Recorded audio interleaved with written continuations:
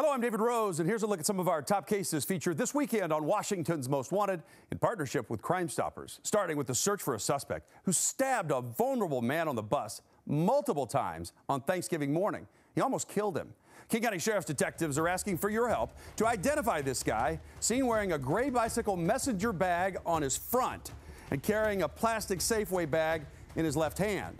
Note also the pink Nike logos on his shoes. He boarded a Metro bus in Federal Way, traveled to the Tukwila Transit Center, and then he got on a bus headed southbound. He takes a seat in the back of the bus, and then the victim gets on the bus. The victim's wearing the white sweatshirt there, and the victim sits down. So this is about 5:20 a.m. Again, it's Thanksgiving morning.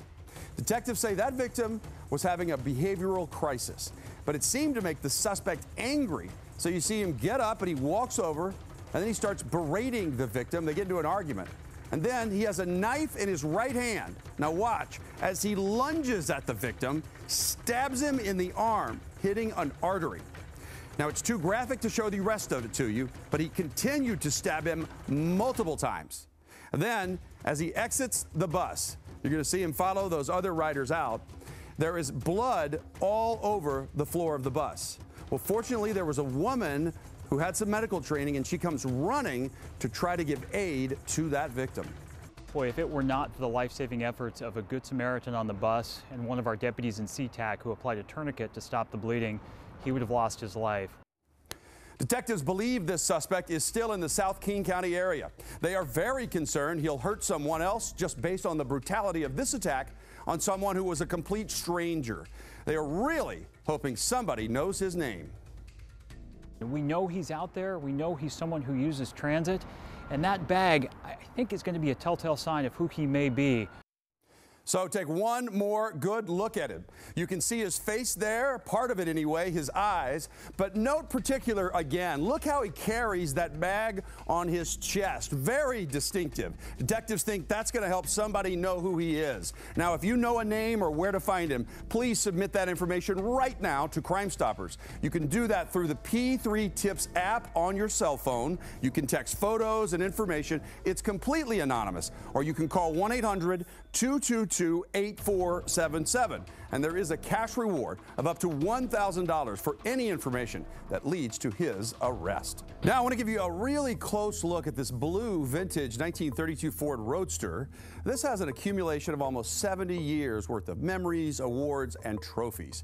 Numerous accolades. Well, it's missing tonight because it was stolen from a locked storage unit in Benton County.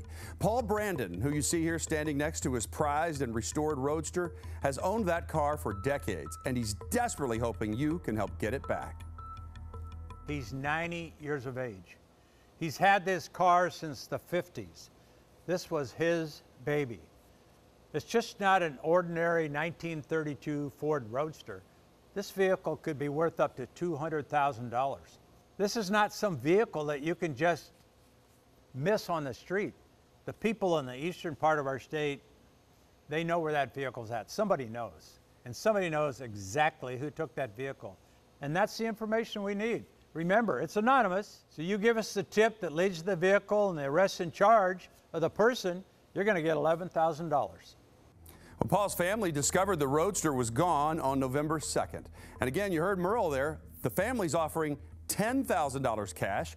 Crime Stoppers of Puget Sound is offering $1,000 cash. So if you can find this Roadster and ID that suspect, you're going to pocket $11,000. That just tells you how much this man loves his car and how difficult and emotional this has been to have it stolen. Now, the license plate it had on it was CV99488. So if you spot it, if you've seen it, somebody you know's got a car hidden under a tarp, pull up the tarp, take a look at it. Might be that car. Again, this was in Benton County. Submit a tip to Crime Stoppers. It's anonymous. Use the P3 Tips app or call 1-800-222-TIPS. Well, now that we're in the holiday season, families everywhere will be gathering either in person or virtually to celebrate Christmas. It's a time for giving, loving, and appreciating all of those closest to us. But it can also be a very painful time for the families of victims of murder. Like Danny Cisneros in Des Moines on Christmas Eve 5 years ago. He and his wife and son were huddled in a stairway trying to escape the rain. It was the last holiday this family would ever spend together because a gunman opened fire. And we're going to need fire code red. Suspect, or the victim is not breathing, non-responsive. This is dash cam video from a Des Moines patrol car as officers raced to the scene. The early morning gunshots killed Danny and sent neighbors inside the building diving for cover. Officers got there quickly, but the killer had vanished. And tonight, Des Moines police are still trying to identify him, and they're hoping you can help. Somebody somewhere in the last 5 years has talked to somebody about what went on here, and that's the information that we need. It was just before 1 a.m. on December 24th, 2015, a cold and wet night in Des Moines. Danny Cisneros, his wife and adult son, had taken shelter from the rain in the foyer of this apartment complex on 30th Avenue South when the gunshots started.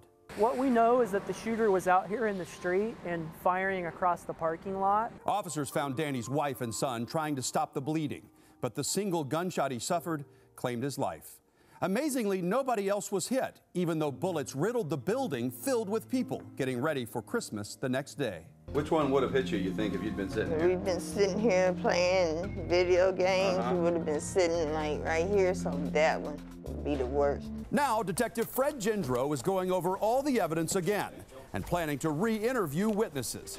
The shooter was described as tall, wearing dark clothes and a white mask, and walked with a limp or a distinct swagger, like he had an injured back. There are still a lot of missing pieces. Detective Gendro hasn't been able to establish a motive for the killing, or even if Danny was the intended victim. What we really need is for someone to come forward in the community that has knowledge of who did this. Before the shooting, Danny and his family were homeless, staying in this tent off 200th and Military Road. They came here from Colorado, where his dad still lives. You know, it's hard for me to even say, oh, I'm going to get a good night's sleep tonight, which has been a long time since I got a good night's sleep. Daniel Jacobs doesn't mince words when it comes to how he feels about the suspect who killed his boy. A lot of things come through my head, bad things that I would do to him. You know, who wants a baby son gone? You know, I always say to myself, if the detective would call me and say, Dad, get over here, we caught him, I'd be there in a flash, you know, just to see his face, and I could, one way or another, get even. I'm an old man already. I don't care what I would do to him, but he took somebody that I loved a lot. In the 5 years since the murder, the apartment complex in the Pacific Ridge neighborhood has enclosed the entry area where Danny was killed. Police say they've worked with the community to make this area safer, and they won't rest until Danny's killer is caught. I believe that in the past 5 years, the person responsible has probably talked to somebody that has knowledge of this incident. Well, as part of their efforts, police do have some physical evidence, and they're putting together a plan right now to have that tested by a private lab. What they really need are some names to investigate. If you heard anything about this murder 5 years ago, or that suspect with the limp, please submit an anonymous tip right now to Crime Stoppers of Puget Sound. You will get a $1,000 cash reward. You can call 1-800-222-TIPS or text the P3 Tips app on your cell phone. To Tacoma now, where police are asking for your help tonight to identify the suspects responsible for the murder of 55-year-old Gregory Evans 2 weeks ago. The two gunmen were driving this 2011 to 2014 silver or gray Dodge Charger that had black wheels with chrome or silver edges. Now you can hear the vehicle accelerate on the surveillance video. Sounds like a Hemi to me. Be curious to see what you think. The drive-by shooter struck at 12:30 a.m. on Friday, November 27th, firing shots at two men. Evans died and his acquaintance was seriously injured. They were standing by their vehicles in the 2100 block of East 60th Street when that Dodge Charger drove by at a slow rate of speed.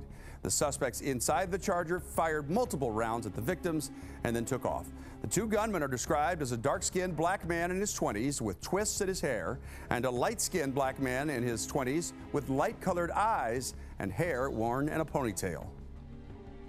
Anyone with information is asked to call the Tacoma Police or Crime Stoppers. This is a violent crime.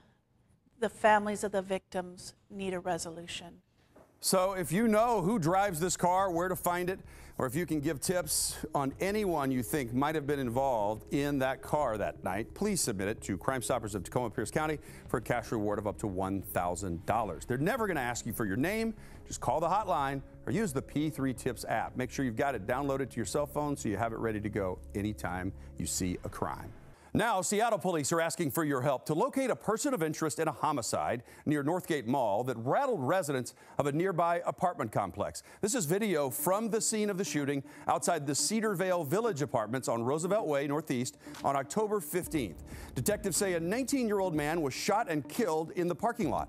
Police say they conducted multiple interviews with witnesses, but there is one man they have not been able to find. So detectives are asking for your help to locate 26-year-old Omari Husseini after police learned he had an altercation with the victim right before the shooting. Anybody that knows where he's at, we'd just like to talk to him. So if you're watching the show and that's you, just give us a call. We'd really like to find out your side of the story so that we can complete this homicide investigation. Detectives say Husseini has been traveling back and forth from Seattle to Portland. He's 5 feet 6 inches tall and weighs 145 pounds. If you can tell Seattle police where to find him, please submit an anonymous tip right now through Crime Stoppers by calling 1-800-222-TIPS. If you have any video from the shooting that day or other information, you can also text a tip through the P3 Tips app. There is a $1,000 cash reward offered in this case. That's a look at some of the cases featured this weekend, but I hope you'll join me for the full show. All of the cases that police need your help with.